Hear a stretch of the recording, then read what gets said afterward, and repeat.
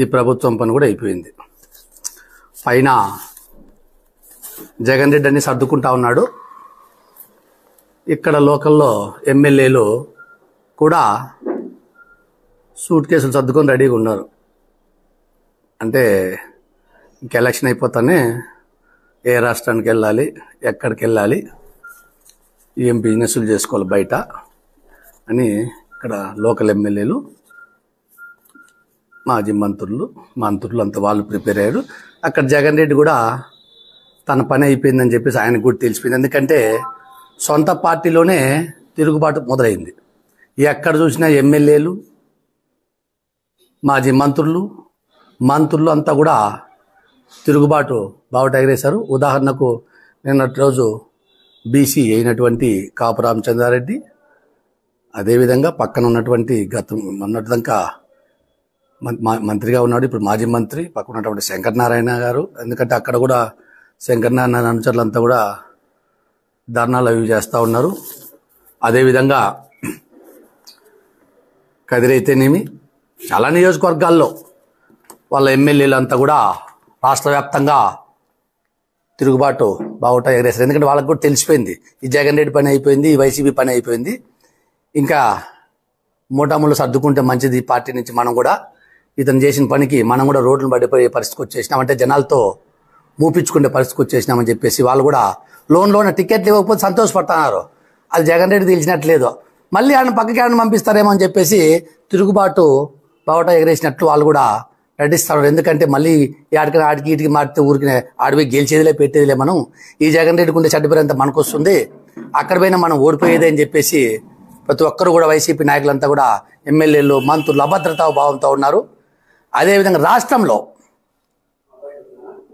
ఎక్కడా కూడా పాలన జరగలేదు. ప్రభుత్వం అసలు గాడి తప్పింది. మనం చూస్తూ ఉన్నాం.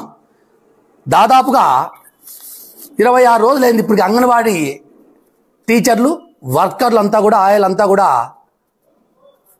వాళ్ళు నిరసన కార్యక్రమం చేస్తూ ఉంటే అసలు వాళ్ళ సమస్యలు ఈయన నాయకుడు లేడు, నాథుడు లేడు, పరిష్కరించే మార్గం కూడా ఈ ప్రభుత్వం చూడలే. అంటే అవే పెద్ద సమస్యలేం కాదు. ఈ జగన్ రెడ్డి గతంలో పాదయాత్ర చేసుకుంటూ ఏదో నోటుకొచ్చిన వాగ్దానాలు ఇచ్చేశారు ఆ అంగన్వాడీ టీచర్లకు, ఆయాలకు. పక్క రాష్ట్రం కన్నా ఎక్కువ ఇస్తాం, ఆ రాష్ట్రం కన్నా బాగా పరిపాలన చేస్తామని చెప్పారు. ఇప్పుడు ఏం చేస్తా ఉన్నావు నువ్వు? ఎంత ఇస్తున్నారు ఇప్పుడు మీరు? ఆ యొక్క తిరస్కరణలో భాగంగా వారి పార్టీలో కూడా వాళ్ళ సొంత పార్టీలో ఈరోజు తిరుగుబాటు పరిస్థితి వచ్చేసింది. ముఖ్యంగా చూస్తూ ఉన్నాం మనం. సొంతంగా మీ యొక్క సొంత చెల్లెలకే న్యాయం చేయలేదు, సొంత తల్లికే న్యాయం చేయలేదు, మీ కుటుంబాన్నే నువ్వు సరిగా చూసుకోలేని వ్యక్తి ఇంకా ప్రజలకు ఏం చేస్తావని చెప్పేసి ప్రజలు ఈరోజు గ్రహించారు. నువ్వు జైల్లో ఉన్నప్పుడు, జగన్ రెడ్డి గారు నువ్వు జైల్లో ఉన్నప్పుడు నీ కోసం పాదయాత్రలు చేసి పల్లె తిరిగి ఎన్నో ఉద్యమాలు చేసింది. అటువంటి షర్మిల గారినే మీరు ఈరోజు రోడ్డును పడేశారు. ఆమె పక్క రాష్ట్రంలో ఒక పార్టీ పెట్టింది, ఆరు నడపనీయకుండా పార్టీ, నువ్వు పక్క రాష్ట్రంలో ఉన్నటువంటి ప్రభుత్వంతో కొల్లుడైపోయి ఆమెను అక్కడ పార్టీని నడపకుండా అడ్డుపడ్డ సొంత చెల్లెలు కూడా నువ్వు. ఆమె లాస్ట్కు ఆ పార్టీని తీసుకెళ్లి కాంగ్రెస్ పార్టీలు కలిపేదాకా నీ యొక్క కక్ష సాధింపు చర్యలు అంతవరకు సొంత చెల్లెల మీద తీర్చుకున్నావు. సొంత బాబాయిని ఈరోజు సొంత బాబాయిని చంపితే ఎవరు చంపినారు ఇంతవరకు కూడా బయట తీసే పరిస్థితులు నువ్వు. ప్రతిపక్షంలో ఉన్నాడేమో సిబిఐ దర్యాప్తు కాలను, ఆ దర్యాప్తు కాలను.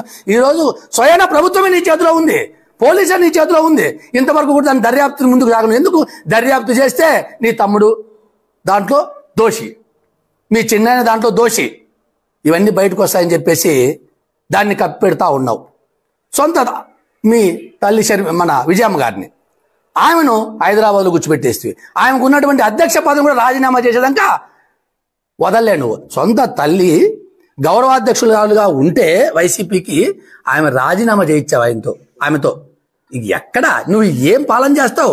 ప్రజలకు ఏం న్యాయం చేస్తావు? నీ కుటుంబంలోనే తల్లిని చెల్లిని ఉద్ధరించలేని వ్యక్తివే నువ్వు ప్రజలకు ఏం న్యాయం చేస్తావు? పొత్తుల్లో ఎన్ని సీట్లు అనేది టీడీపీ జనసేన, అది చంద్రబాబు నాయుడు గారు, పవన్ కళ్యాణ్ గారు నిర్ణయం తీసుకుంటారు. తప్పకుండా రాష్ట్రంలో జనసేన పార్టీ కీలక రోల్ తీసుకుంటుంది. అందులో భాగంగా మంచి, అంటే అధ్యక్షులు ఎదురు కూర్చొని తప్పకుండా మంచి నిర్ణయం తీసుకుంటారు. అది దాంట్లో గ్యారెంటీగా ఉంటుంది. ఈ రాష్ట్రంలో జనసేన పార్టీ కీలక భూమిక పోషిస్తుంది. పవన్ కళ్యాణ్ గారు జనసేన పార్టీ. ఎందుకంటే జనసేన పార్టీ రాష్ట్రంలో ప్రభుత్వ వ్యతిరేక ఓటును చీలనివ్వకూడదు అనే ఏకైక లక్ష్యంతో, ఈ యొక్క దుష్ట పాలన అంతమొందించాలని ఏకైక లక్ష్యంతో ఆయన కంకణం కట్టుకున్నారు. ఆయన ఏ విధంగా అయితే రాష్ట్రంలో ఈ దుష్ట పాలన అంతమొందించాలనుకున్నారో, ప్రభుత్వ వ్యతిరేక ఓటును చీలనీయకుండా, ఇక్కడ కూడా ధర్మవరంలో ప్రభుత్వ వ్యతిరేక ఓటును, కేతిరెడ్డి దుర్మార్గ వ్యతిరేక ఓటును చీలనివ్వకుండా ఖచ్చితంగా ధర్మవరంలో జనసేన పార్టీ కీలక భూమిక పోషిస్తుంది. ధర్మవరంలో జనసేన పార్టీ జెండా ఎగరేస్తుంది.